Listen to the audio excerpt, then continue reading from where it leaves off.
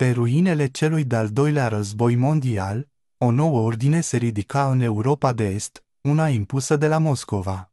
România nu a făcut excepție. După încheierea războiului, România se afla într-un punct de cotitură. Ocupată de trupele sovietice și supusă presiunii ideologice de la Kremlin, țara își pierdea, pas cu pas, suveranitatea politică. Pe 30 decembrie 1947, regele Mihai era forțat să abdice sub amenințarea armei. Era sfârșitul monarhiei și începutul unei epoci întunecate. România devenea oficial Republica Populară Română, un stat satelit al Uniunii Sovietice. În numele noi ordini populare, regimul comunist începe rapid transformarea societății. Proprietățile private sunt confiscate, industria și băncile sunt naționalizate. Marii proprietari devin dușmane poporului. Mii de oameni sunt arestați fără proces, acuzați de sabotaj economic sau activitate contrarevoluționară. În închisorile de la Sighet, Aiud, Pitești sau Gherla, teroarea devine politică de stat. Securitatea, înființată în 1948, devine brațul de fier al partidului. Spionajul intern, supravegherea cetățenilor și teroarea psihologică intră în viața de zi cu zi a românilor. În mai puțin de 3 ani, România a fost transformată dintr-o monarhie constituțională într-o dictatură totalitară. Totul sub ochii unei lumi ocupate cu reconstrucția postbelică. În România anilor 50, frica nu era doar o stare de spirit. Era o armă de stat. După consolidarea puterii comuniste, anii 50 au adus o perioadă de represiune brutală, în care regimul a încercat să elimine orice formă de opoziție, reală sau imaginară. Securitatea, înființată în 1948 cu sprijin sovietic, devine rapid o forță de temut. Cu mii de informatori și agenți, instituția controlează viețile cetățenilor până în cele mai mici detalii.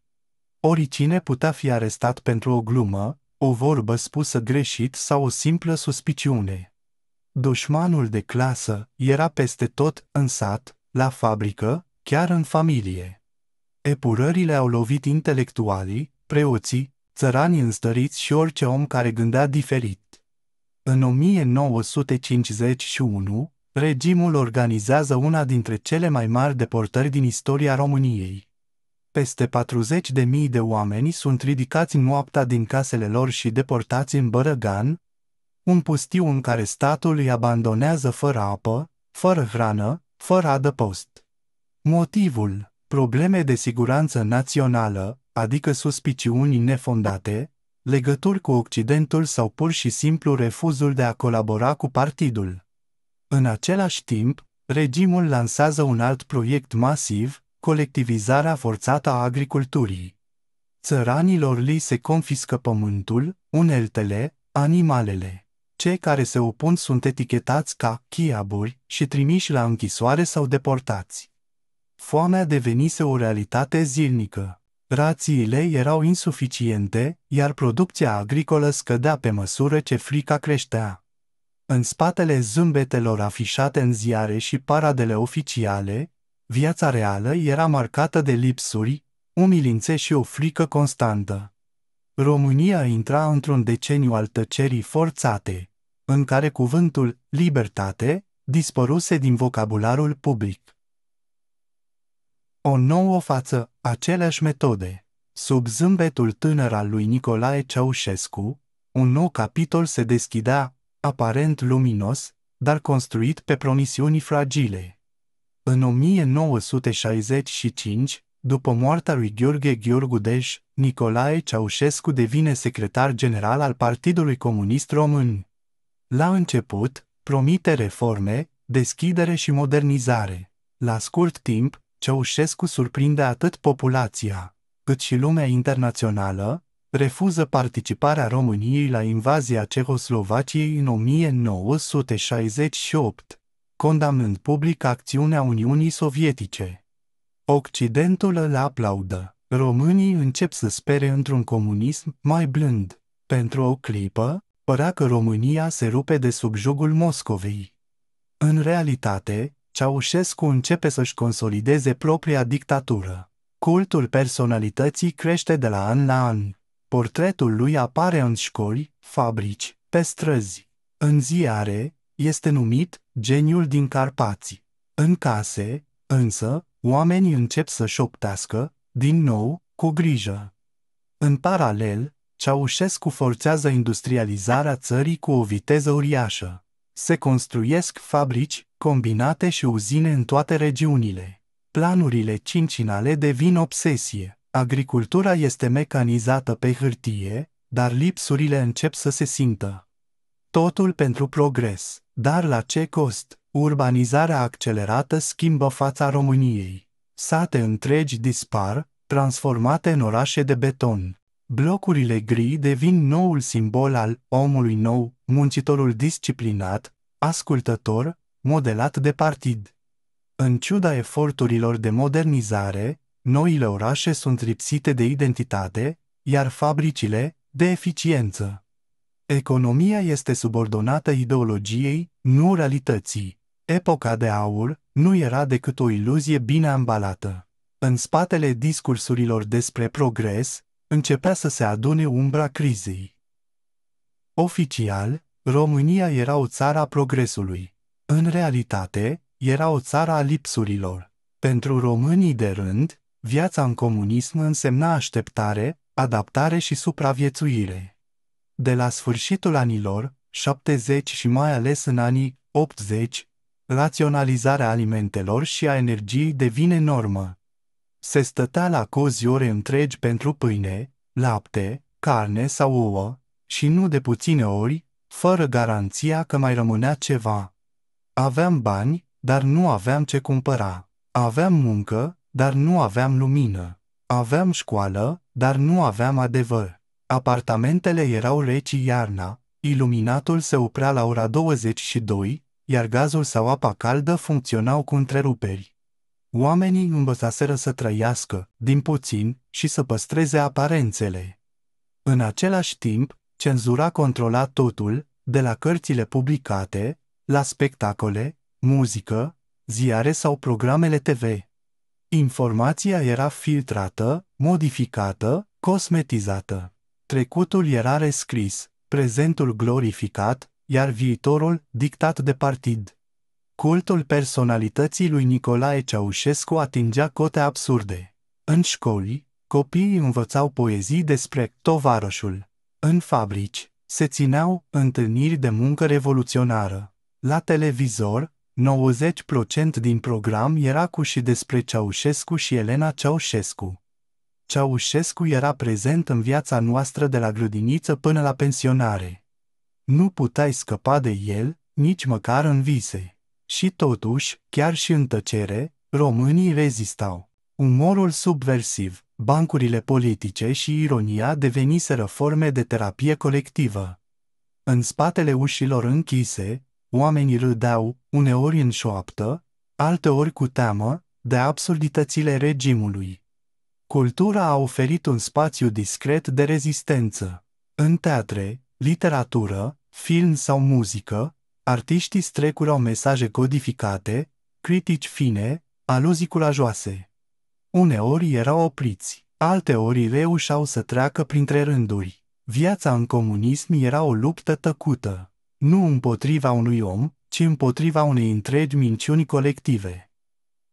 În România comunistă, libertatea nu era interzisă doar în public, era interzisă și în gând. Regimul comunist nu s-a menținut prin vot sau consens, s-a menținut prin frica omniprezentă, iar această frică purta un nume, securitatea. Creată după model sovietic, securitatea era mult mai mult decât o poliție secretă.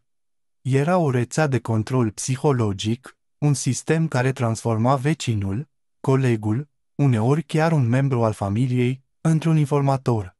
Telefonul putea fi ascultat, scrisorile puteau fi deschise, o glumă spusă într-un cerc de prieteni putea ajunge a doua zi la partid. Ascultarea telefoanelor devenise o practică obișnuită. Teama de a vorbi liber era atât de mare, încât oamenii dezvoltaseră un cod al tăcerii, o formă de autocenzură în propria casă. Delațiunile erau încurajate și răsplătite. Sub masca vigilenței revoluționare, partidul a creat o atmosferă în care nimeni nu mai avea încredere în nimeni. Dosarele personale erau ținute de securitate în arhive păzite cu strictețe. Un simplu dosar putea conține ani întregi de viață documentată, convorbiri, întâlniri, obiceiuri, glume, opinii politice. Statul nu doar te supraveghea, îți înregistra existența ca o dovadă potențială de vinovăție. În fiecare școală, fabrică, instituție, exista cel puțin un om care raporta. Turnători, oameni obișnuiți, atrași prin șantaj, oportunism sau frică, deveneau parte din mecanismul represiv.